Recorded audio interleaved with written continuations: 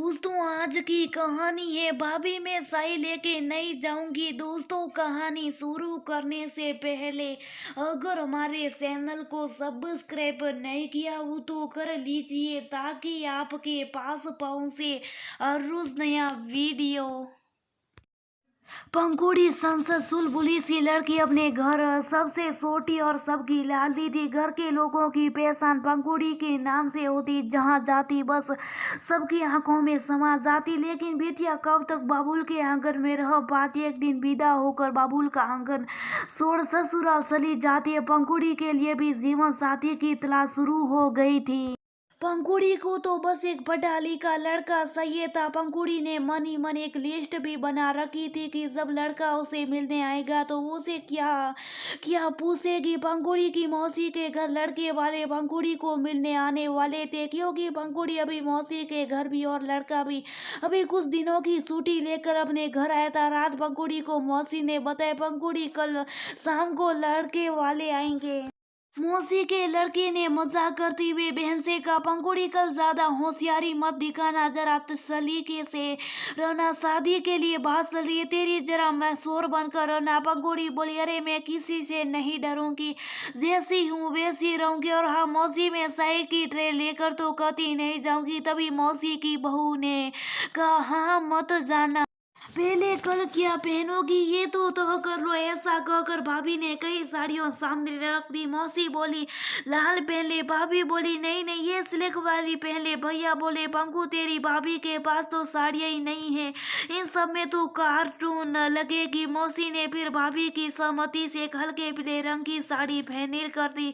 पूरे रात पंखुड़ी अपनी लिस्ट अपडेट करती रही, मन ही मन सोचती रही, पहली पूछ लूंगी कि नौकरी करने की मनाही तो नहीं, शादी के बाद ड्रेस पहनना अलाउड है कि नहीं, घर के काम के बारे में और भी बहुत कुछ। अगले दिन सुबह घर पर पापा, मौसी जी, भैया और भाभी सब तैयारी में जुट गए। पंखुड़ी को लगा काश मम्मी होती, लेकिन मम्मी को बड़ी बहन की डिलीवरी के लिए रुकना पड़ा। पापा साथे शाम के 4:30 बजती भाभी ने आवाज लगाई, पंखुड़ी चलो तैयार कर देती हूँ, लड़के वाले 6 बजे आएंगे। पंखुड़ी चुप सा बैठ गई, कुछ नर्वस सी लग रही थी। तभी भैया बोले, आज हमारा टेप रिकॉर्ड शुभ कैसे। पंखुड़ी बोली, भैया ये लड़कियों को इतने ताम झाम क्यों। सब पंखुड़ी को हिदायतें दे रहे थे, साथ साथ बोल भी रहे थे कि कोई जल्दी या जबरदस्ती नहीं है, लड़का पसंद है तो ना कह देना। सब लोग ये सब कहकर चले गए। पंखुड़ी आईने में देखकर बोली, शादी तो अपनी मर्जी से करूंगी। करीब न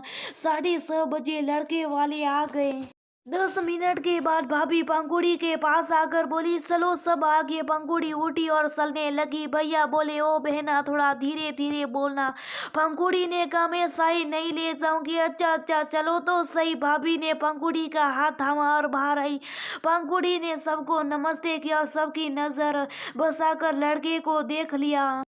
चेक्स वाली शर्ट और पैंट, हाथ में घड़ी और चेहरे पर गंभीर भाव। पंखुड़ी की नजरें झुका ली, लेकिन वो महसूस कर पा रही थी कि वो लड़का उसे देख रहा था।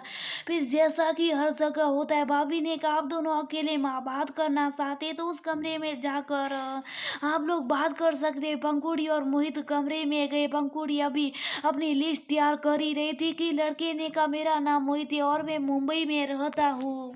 अब तो जानती होगी कि मेरे 2 बड़े भाई हैं और वो सब यहीं रहते, लेकिन नौकरी के चलते मैं मुंबई में रहता हूँ जहाँ मेरा घर नहीं है। मुझे बस 2 ही सवाल करने हैं कि शादी के बाद यदि आपको विदेश में रहना पड़े तो आपको कोई दिक्कत तो नहीं होगी, और दूसरे आपको अंग्रेजी तो आती है ना। पंखुड़ी ने कहा, जी अंग्रेजी समझ तो अच्छे से आती है, बस बोलने में फ्लुएंसी नहीं होती, और विदेश में जाकर हमेशा के लिए मैं नहीं रहना चाहती, लेकिन कुछ समय के लिए हो तो कोई बात नहीं। मोहित ने कहा, आपको शादी के लिए कोई फर्ज तो नहीं कर रहा, आप सही तो हम दोबारा भी मिल सकते। तभी भाभी कमरे में आइसक्रीम लेकर आई और मुस्कुराते हुए चली गई। पंखुड़ी ने कहा, नहीं नहीं शादी तो मैं अपनी मर्जी से करूंगी। पंखुड़ी अपनी लिस्ट का एक भी सवाल नहीं पूछ पाई। तभी मोहित बोला, ठीक है तो चले, यहाँ आपको कुछ पूछना है।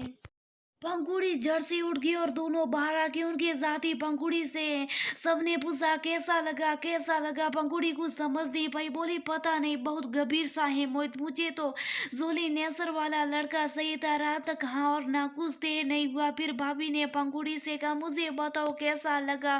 पंखुड़ी बोली भाभी लड़का तो अच्छा है, समझदार लगा, जो भी मोहित से शादी करके खुशी रहेगी।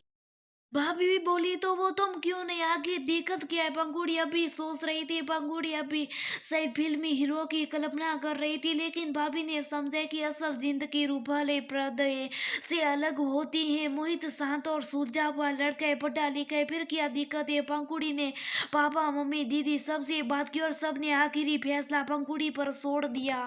पंखुड़ी ने हाँ कह दी। अगले दिन रिश्ता तय हो गया। मोहित और पंखुड़ी अकेले घूमने के लिए गए। दोनों एक रेस्टोरेंट में पहुंचे। मोहित ने कहा वैसे तो ये हमारी दूसरी मुलाकात है, लेकिन इसी पहली मुलाकात का मानना सही है, कल तो सब बड़ों के बीच कुछ बात नहीं हो पाई, तो बताइए खाने में क्या लेंगे आप। पंखुड़ी ने बेशक कहा हाँ यार भूख लगी है, कटहल खाते हैं। मोहित मुस्कुराए और बोलिया चलिए यही ऑर्डर करते। पंखुड़ी भी मुस्कुराई और बोली मुझे धीरे धीरे और सोच सोच कर बदलने की आदत नहीं, मुझे तो बहुत ज्यादा बोलने की आदत है, और मुझे लड़कियों का ट्रे में साई लेकर लड़के वालों के सामने जाना तो बिल्कुल पसंद नहीं। मोहित बोलिया बढ़िया, आप बोलिएगा हम सुनेंगे। पहली मुलाकात की शुरुआत कटहल और कोल्ड ड्रिंक के साथ करते हैं। सही नहीं और सही की ट्रे भी नहीं कहते, पहला इर्पेशन आखिरी इर्पेशन होता है, शायद सती कहते। पंखुड़ी के दिल में मोहित का पहला इर्पेशन ही सबसे